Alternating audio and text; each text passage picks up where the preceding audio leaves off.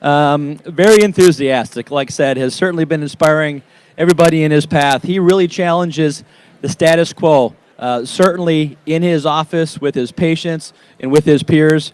He's going to show us how to align core philanthropic values within your practice and really develop an unforgettable orthodontic experience. So we'd like to welcome Dr. I to the stage. We'd also like to give a shout out to our thousands of live Facebook followers that are now watching us here at the Henry Schein booth as well. So welcome to the stage, please, Dr. I.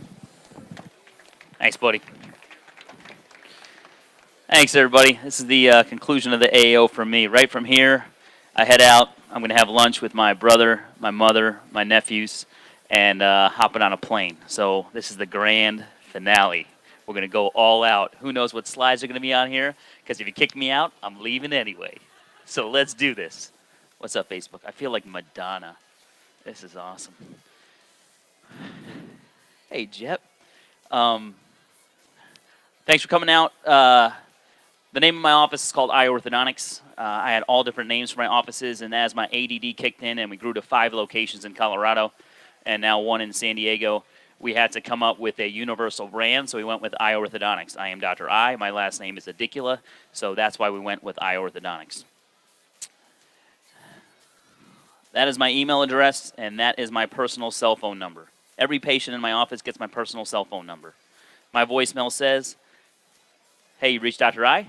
Sorry I can't take your call right now, but if you want to leave me a text message, I can answer you much faster. My voicemails have gone down a ton.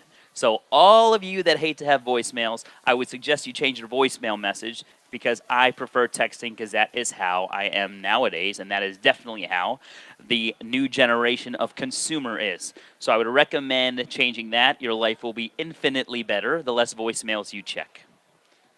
Text me with any questions you might have. Why am I here?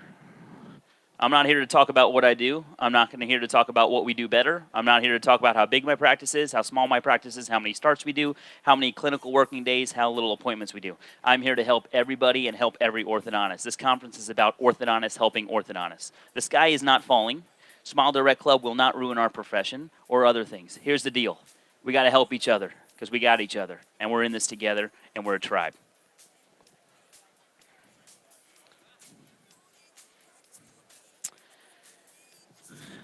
This is our motto. This is also my lifestyle. It's really simple. I don't think anything that we're doing at iOrthodontics is that revolutionary. It's a matter of getting back to the basics and keeping things simple. I think you will build the most stable culture and brand as long as you are authentic. The key word is to be authentic. We have finally, this past week, gotten the trademark approved for Live Life Smiling. What are we going to do with that? We think that this motto and this culture is strong enough, at least in Colorado, that we are going to launch a separate brand called Live Life Smiling, have it associated with our office. But our goal with this is have a whole swag line, T-shirts, all sorts of things, in order to spread the good word of Live Life Smiling and to raise money for philanthropic needs in Haiti and Uganda.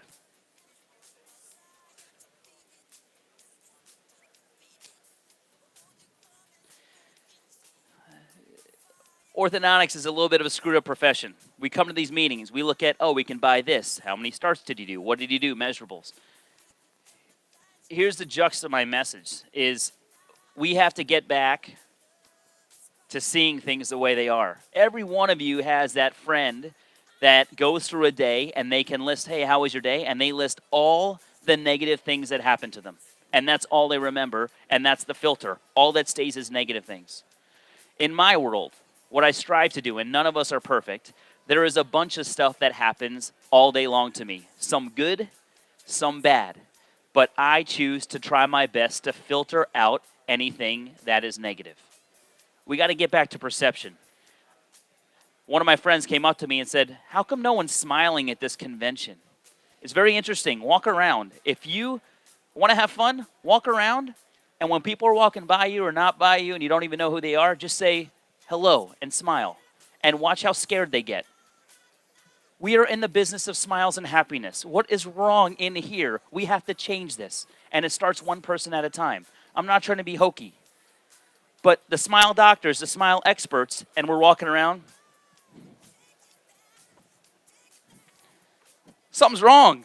Just look around. We got to change this stuff, okay? Life is the lens you see it through.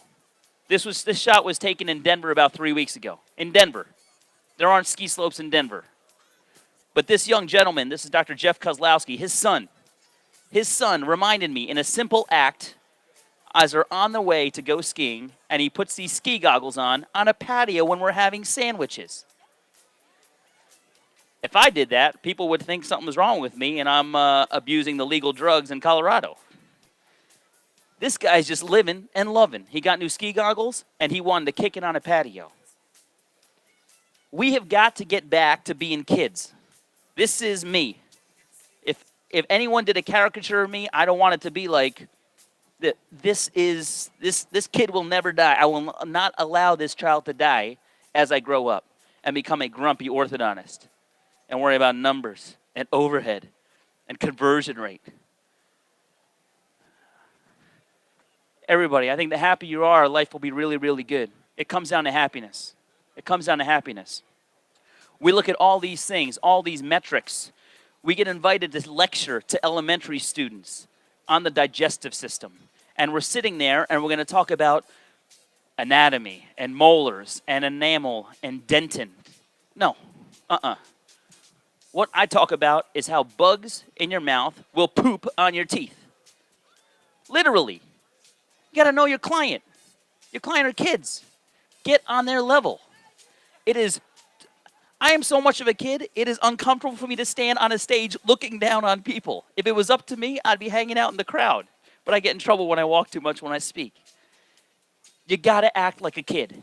You got to be childlike. You have to capture these moments because this is what it's about. And it's not about trying to be cool or trying to fake it. It's about just getting back to your true youthful self. That's what we need to do. There are 2 times in life when you can say pretty much whatever you want and you get a laugh. It's when you're a little kid and you're walking in the grocery store and you're like, that dress is ugly, and people laugh. And it's when you're that crotchety old guy and you're like, oh, that dress is ugly, and you get a laugh. But all this time in between, we get messed up in our head with perceptions of what society tells us is and is not acceptable. I'm not saying at our age we should walk down the grocery store and say that dress is ugly. But what I'm saying is don't get complicated with life and its barriers and restrictions on you. Get back to the raw truth, people. It's way, way, way more fun. If you want to realize who your client is, give them a voice. Give them a voice. We have patients all day long, much like teachers have children all day long. You got to hear what kids are saying sometimes. Give them a postcard and have them write anything that they want to their parents. Dear Dad, thank you so much for getting me braces. They will make my smile prettier. I love you so much, Avery. And Avery just addresses it to Dad. Like, that is the purity that we need to get back to if we want to save this profession locally on your own level. You got to get back to love. You got to get back to the rawness of this. To Christy and Keith, dear Mom and Dad, you guys helped me with everything. And now, because of you, I have amazing teeth. And I just want to say thanks. From Keegan. An eye orthodontics culture and an attitude of gratitude is the core value for us. And I think, as an orthodontist, if we do not empower our patients to become better and to teach them in one way, much like a teacher does in school, I actually would say I think we are abusing our role. I think it is abuse, professional abuse. We are given the gift of children every day, much like teachers, and teachers have all this impact, and they sacrifice income for impact, yet we have all the income in the world, so we think that we can sacrifice impact. And I'm here to call BS on that. Total BS. When I learned this math equation, it really changed my world. If you take one thing from this lecture, this is what I want you to memorize. You wonder why people are grumpy at this conference? It's because of this. They either expected a lot out of this conference, or they're just grumpy people and they can't filter out the negative. Happiness equals reality minus expectations. Why do you think the second time you go to a place or the second time you go to a steakhouse, it's not as good as the first time typically? It's because we've built up expectations on that experience, and it messes with this equation. The more you build up your expectations, the less chance you can be happy. Okay? So, I'm not saying lower your expectations in life, but the one thing you can easily change is change your reality. Try new things, experience new things. Don't keep doing the same old thing. Mix it up in your office. Why is your staff not happy? Change their reality. Change their reality.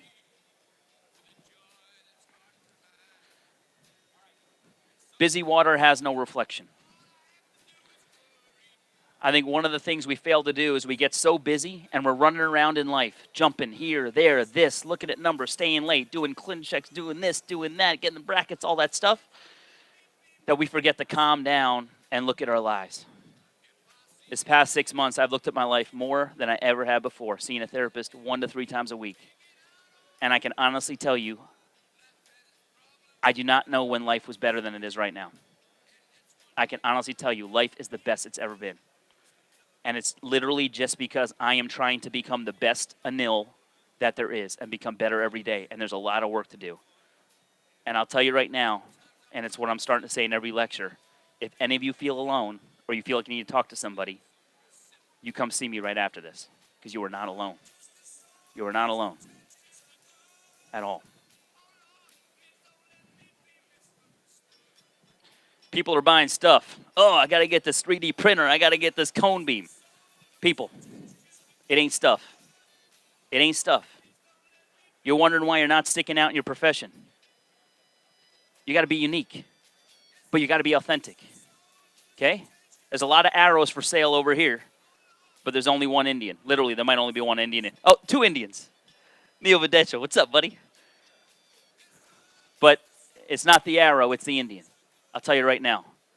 We get worried, oh my gosh, this doctor's copying this doctor's copying this dentist is doing this. If you are basing your sustainability of your success in practice on stuff, you're screwed. I don't care who sets up next to me, and it's not because I'm cocky, there's only one Anil. There's only one Dr. I. And our culture is going to stay that way. And that is what is not repeatable, and you only get at our office. So I would challenge you, find out what is not repeatable. Find out what is authentically you. Lead your team, rally your team around that, and they will follow. Pancakes. There's a place called Snooze in Denver. Amazing restaurant. They also have Snooze in San Diego. If you have time, go there. Every server at Snooze is empowered to give away 3 pancakes a day to whoever they want. 3 at a time, 1 at a time. Doesn't matter. But the owner says, we will spread love through pancakes. Something very simple, very low overhead, but really nice. All of a sudden, hey, thanks for coming. This is from me. It's on the house. Okay? They started with 1 location. They're going to have like 70 to 80 locations in the next 2 years. They branched out, sold out to private equity, all that fun stuff. Okay? We don't have pancakes in our office. I wish we did. What we do is orthodontic treatment. So every team member in my office is allowed to pick somebody in their world every single year in need, and they get braces for free, no questions asked. No questions asked.